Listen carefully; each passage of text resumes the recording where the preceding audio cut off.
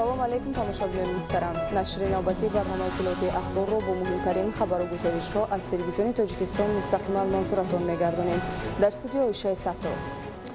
27 декабр дар шаҳри Санкт-Петербург асосгузори сулҳу ваҳдати миллӣ пешвои миллат президенти ҷумҳурияи Тоҷикистон муҳтарам Эмомалӣ Раҳмон дар ҳошияи вохӯрии ғайрирасмии сарони кишварҳои аъзои Иттиҳоди давлатҳои мустақил бо президенти Федератсияи Русия муҳтарам Владимир Путин мулоқот карданд.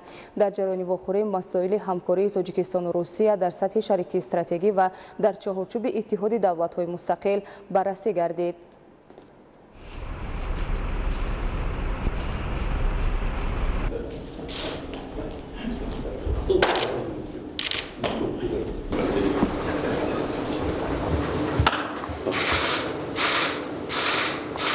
Уважаемый Мамле Шарипович, спасибо, что приняли приглашение, приехали. К сожалению, не удалось повидаться раньше в связи с этими эпидемиологическими обстоятельствами, но я рад очень видеть вас в России, в Петербурге. Завтра еще будет возможность пообщаться с нашими коллегами и друзьями из других стран и Евразес, ДКБ, поговорить перед Новым годом о том, что сделано, посмотреть в следующий год. Что хотел бы добавить? У нас в прошлом году произошел некоторый спад, как почти со всеми нашими партнерами в торгово-экономической сфере. Торговый оборот упал свыше, чем больше 15%.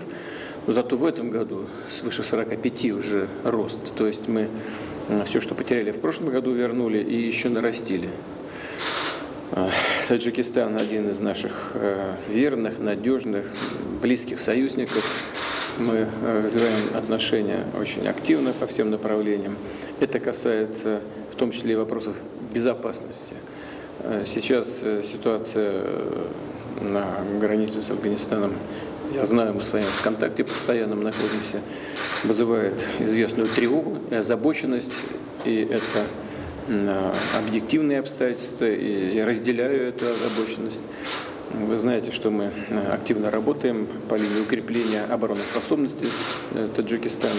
В последнее время в соответствии с нашими договоренностями были осуществлены необходимые поставки вооружения, техники для того, чтобы укрепить вооруженные силы Таджикистана с тем, чтобы Таджикистан мог эффективно противодействовать любым угрозам, которые исходят извне в отношении вашей страны. Ну и наша военная база, которую мы с вами создали в свое время, она все-таки развивается, она является одним из значимых элементов безопасности в регионе. Знаю, что вы тоже в контакте постоянно с нашими военными, контролируете ситуацию, помогаете нашим военным там, для того, чтобы они жили в нормальных условиях.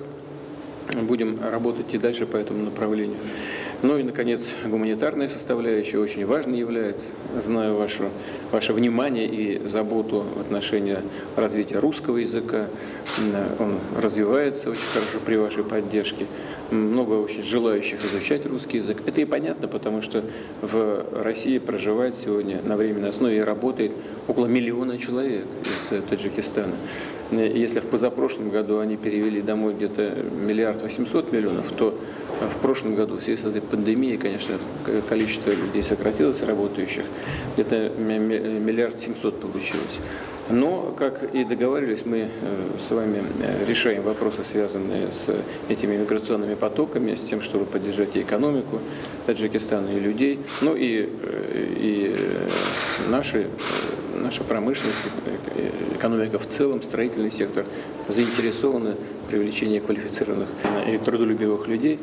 Мы говорили о том, что вот как раз подготовка в рамках изучения русского языка является самым верным способом адаптации людей для того, чтобы они могли спокойно работать, чувствовать себя комфортно. Эти и другие вопросы лежат сегодня, находятся в центре нашего внимания, составляют повестку дня нашей сегодняшней встречи. Я очень рад вас видеть. Большое спасибо, уважаемый Владимирович. Прежде всего хотел бы поздравить вас и братский народ России с наступающим Новым годом. Желаю вам крепкого здоровья, новых больших успехов и жителям России мира, благополучия и процветания. Отношения наших стран динамично развиваются по всем направлениям, как вы только что отметили. Россия остается главным торговым и экономическим партнером Таджикистана. Товарооборот в этом году увеличился более $1 миллиарда.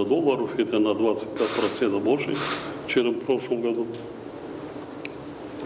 Активно развиваются культурно-гуманитарные связи. Мы тесно сотрудничаем в сфере безопасности.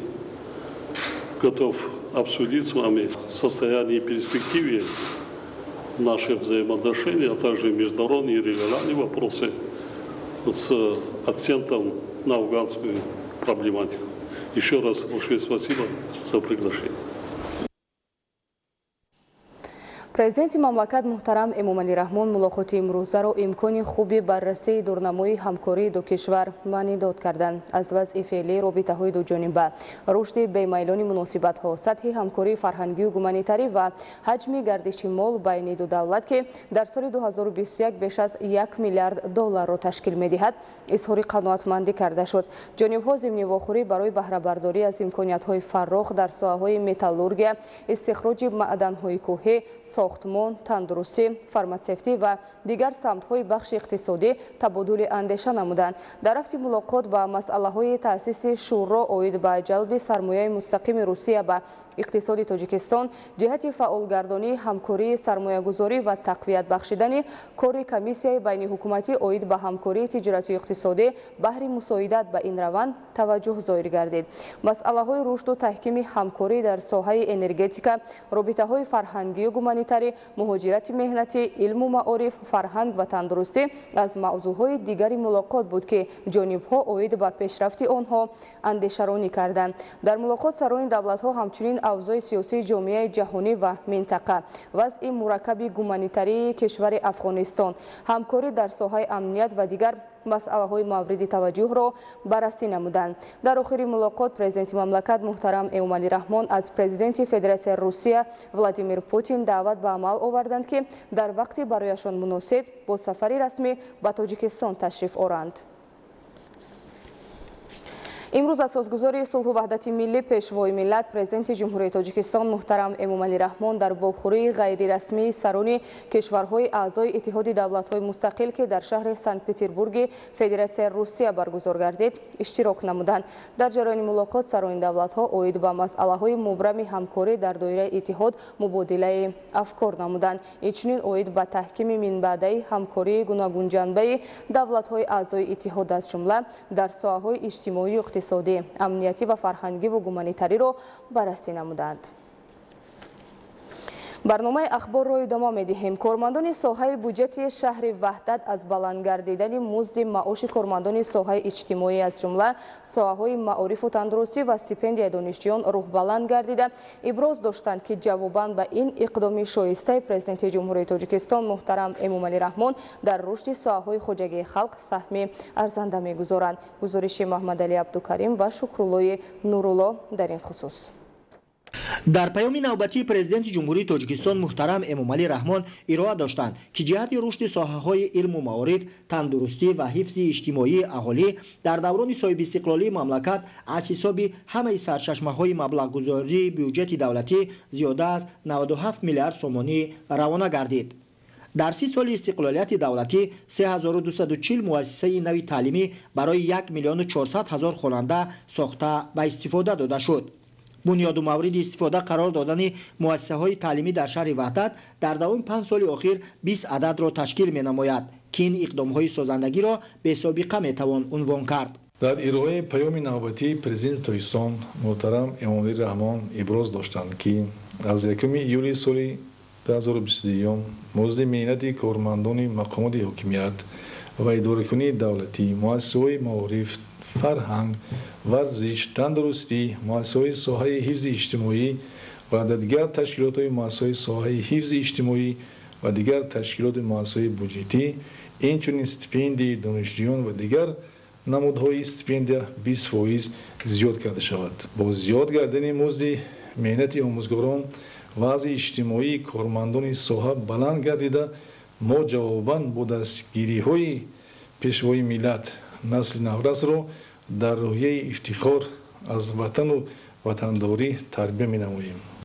در زمان صاحب استقلالی در کشور 173 مؤسسه تعلیمی تیپی نو، لیتسه، گیمنازیا، مکتب پرزیدنتی، مکتب بین المللی و مؤسسه‌های تعلیمی برای خوانندگان بالیاقت، اینچنین 196 مؤسسه تحصیلات تا مکتبی و عمومی و خصوصی بنیاد گردیده و استفاده داده شدند. آموزگاران و دانشجویان کالج امور در شهر وحدت از 20% زیاد کردن مزد مهنت کارمندان مقامات حاکمیت و اداره‌کنی دولتی، مؤسسه‌های معارف، فرهنگ، ورزش، تندرستی، مؤسسه‌های ساحه حفظ اجتماعی و دیگر تشکیلات مؤسسه‌های ساحه حفظ اجتماعی و دیگر تشکیلات مؤسسه‌های بودجتی، اینچنین استیپندیا دانشجویان و دیگر نمودهای استیپندیا که از 1 ایول سال 2022 تطبیق می‌گردد بسیار خوشحال گردیم و جواباً به این گونه غمخوری‌های پیشوای ملت کوشش می‌نماییم که دانشجویان را با اختصاص‌های زمانوی جوابگو به طلبات امروزه بازار مهنت در ساحه اقتصادیات و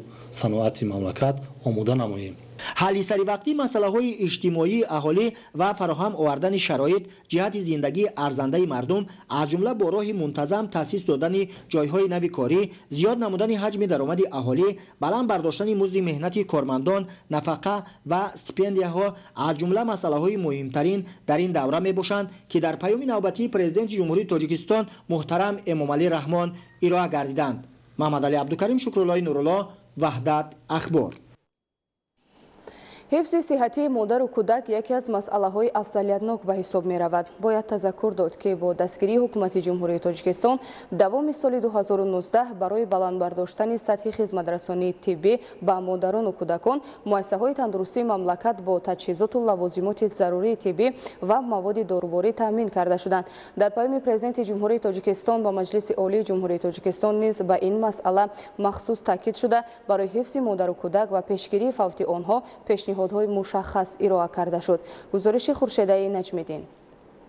بهداشت سالمی اهالی یکی از مسئله‌های مهمی است که حکومت جمهوری تاجیکستان در این سمت تدبیرهای زیادی را راه اندازی نموده است. با استفاده از شرایط معاصر تشخیصی و طبابتی در داخل کشور برای هر یک نفر امکانیت پیدا گردید که به خرج زیادتی طبابت خود را در مؤسسه‌های تندرستی مملکت گذرانیده کفیل سالمی خود باشند، با توصیه دکتران عمل نمایند و سرایتیابی خود و نزدیکان را امین نگاه دارند. در پیام نوبتی یکی از نکته‌های اساسی که از جانب پرزیدنت مملکت ارائه گردید این حفظ مادر و کودک و پیشگیری فوت عام بود. پیام پیشوای ملت با مجلس ملی، مجلس عالی کرده شد.